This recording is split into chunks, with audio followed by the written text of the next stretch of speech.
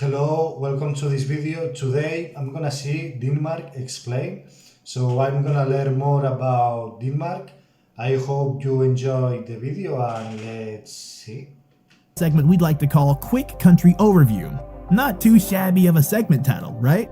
Denmark is attached directly to the continent of Europe, where it's one of the smaller countries with an area of 43,095 kilometers squared. However, the Kingdom of Denmark also includes the Faroe Islands as well as the island of Greenland, bumping the area up to a significant larger size of 2,210,579 kilometers squared.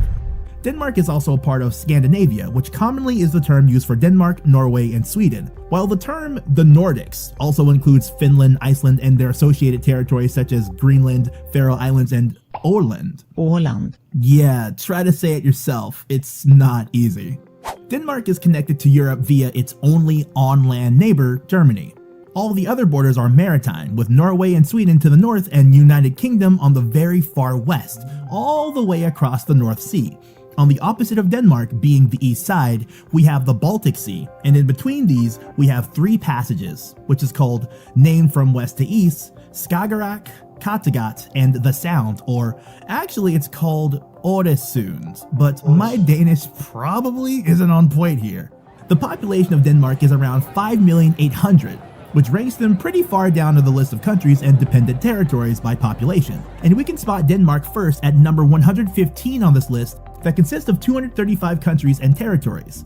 Danish, or dansk, is the official language, and its closest relative is Norwegian, which is spoken in Norway, but most educated Danes do speak a second language as well, particularly English, but languages such as Turkish, Arabic, and German are also spoken at some scale, as well as a few other minority languages spoken mostly by members of the country's various ethnic groups. The official religion of Denmark is Evangelical Lutheran, but the country practices religious freedom, even though an overwhelming majority of Danes, about 85% of them, remained members of the state church called Folkekirken. But other than that, you'll find Jewish synagogues, mosques, and Roman Catholic churches around the country. The flag of Denmark is called Dannebrogen, and it's red with a typical Scandinavian white cross that extends all the way to its edges. And the Danes have taken pride in their flag for a very Yes, this is very typical of Scandinavian countries. But why? I don't know why. long time. In fact, it's the oldest continuously used national flag in the world, dating back to the 15th of June 1219. Estás viendo un cepillo de dientes tocar Billie Eilish, pero So what's the history of this country? Let's jump into our history segment and find out. Since the end of the last ice age, people have been migrating from the eastern and southern parts of Europe to the northern area, a place which today includes Denmark. The rich soil, closeness to water, and terrain has ever since helped shape Danish history and culture. One of the most notorious periods in Danish history is the Age of the Vikings. It began around 793 AD, with the raid on the English title island of Lindisfarne. The Viking Age lasted for about 250 years, and under it, Danish Vikings were quite victorious under their time. One Viking in particular, called Sven Sukik, or Sven Forkbeard if translated freely, and his son Canute de Stoa, which translates to something like Canute the Great, were once kings of Denmark, Norway, southern Sweden, Greenland, the Faroe Islands, Shetland, Orkney, and parts of England. Now that's a handful to keep track of. Then came Christianity. In 965 AD, the Danish king Harald Bluetooth, yes, we know, that translation is amazing, and he was way ahead of his time with that name, got baptized, and the Christian religion became a big part of the Danish society. However, it didn't turn the once so brutal Danes into a people filled with peace and harmony just yet. They continued to fight to maintain and expand their lands a few hundred years more. The next major part in Danish history came in 1397 with the Kalmar Union that brought the kingdoms of Norway, Denmark, and Sweden together under a single monarch under the leadership of Queen Margaret I. Okay, I didn't know that Denmark was part of Norway and Sweden, like one country. I didn't know that. Okay. This peaceful union lasted until the year 1523 when Sweden decided to break out of it, and this was the starting point of a long rivalry between Sweden and Denmark. In the end, Denmark lost the war to Sweden, who took over the parts that today is southern Sweden. This loss was one that really made Denmark into the country it is today. They introduced hereditary and absolute monarchy in the country, and it helped them form the strong, well-organized state it is today. In World War I, Denmark remained neutral, and after the war, their economy started to evolve. All until April 9, 1940, when the still neutral Denmark was invaded by German troops. Overwhelmed by the German war machine, the country got occupied for 5 years under the Nazis.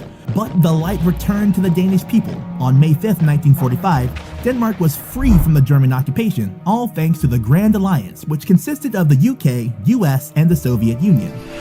Denmark's economy started to flourish again, and they became more and more internationally involved with increased exports of design goods, furniture, bacon, and butter. Today, Denmark is a constitutional monarchy ruled by a representative democracy and a strong defender of free trade and human rights. So now you learned everything you need to know about the history of Denmark. So give Countries Explained some credit on your next essay, will ya? Now, let's go over some of those fun, interesting facts that you have all been waiting for here in our next segment. The Danish language has no word for please.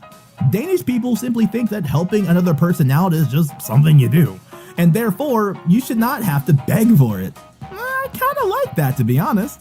Speaking of the Danish language, they do have another pretty remarkable word in there though. It's called hygge, and it's basically a word for that cozy feeling of togetherness. The Danish pastry is actually from Austria. Most of us have heard about the Danish pastry called wienerbrød or danishes. However, most of us don't know that these are actually from some Austrian bakers that settled themselves in Denmark in the 1840s. Also, this is why it's called wienerbrød or Viennese bread from Vienna. The two oldest amusement parks in the world are in Denmark. Bakken, which is just outside of Copenhagen, is the oldest in the world, and the second oldest is called Tivoli Gardens and is based right in the middle of the capital. Lego is from Denmark. We all love it. I don't even care if you say no. I know you love it. Lego is amazing, period. And it was invented by the Danish guy Ole Kirk Christensen in the town of Billund in 1949.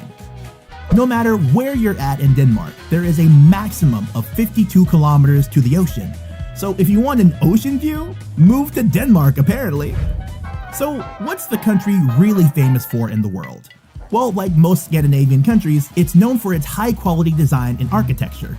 Brands like Bang & Olufsen are a major player in the sound business. But other than that, they also have the iconic red hot dogs called pølse. And then there is Carlsberg, the world famous beer, who probably has the best slogan in the world. You see what I did? Yes, that's true. Maybe it's the best or one of the best logos in the world. Yeah, it's... There. What about celebrities or other famous people? One of the greatest writers, Hans Christian Andersen, is from Denmark. And I'm sure you've heard about some of his tales, such as The Little Mermaid or The Ugly Duckling. Mads Mikkelsen is another famous person. The actor has been seen in movies such as Doctor Strange and Rogue One, a Star Wars story.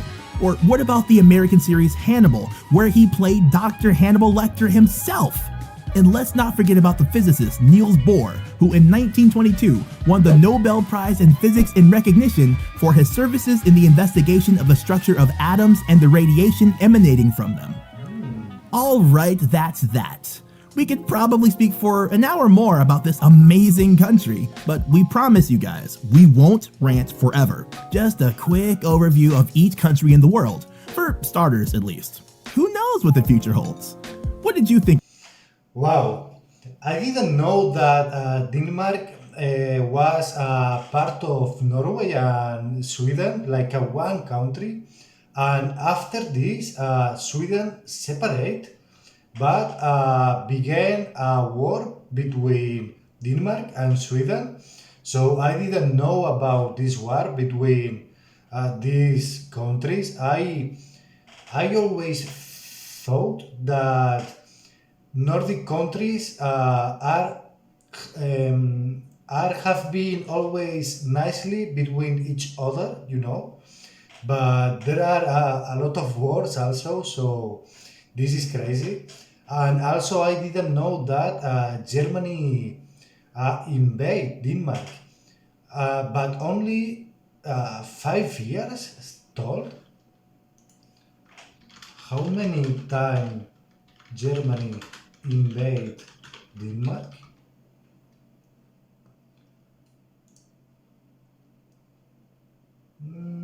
Germany invaded once in modern history. Took place on April 9, 1940 during World War II as part of Operation Weserübung. Okay. The Danish resistance movement during the occupation. Okay. How Denmark expelled Germany in World War II.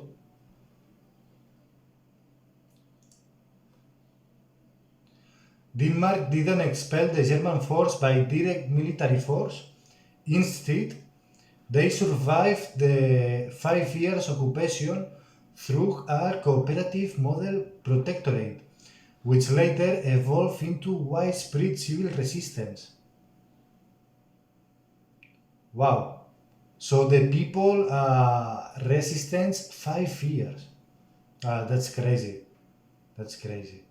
The German force ultimately surrendered to Allied British troops on May 4, following Germany's broader collapse. Okay. Wow. Interesting video. A lot of things that I didn't know about Denmark. You can write anything in the comments if you want to add any information. I will read it and I will try to answer all the questions. So, well, sorry for my English, I know. Thanks to watch the video and let's see in the next one. Bye.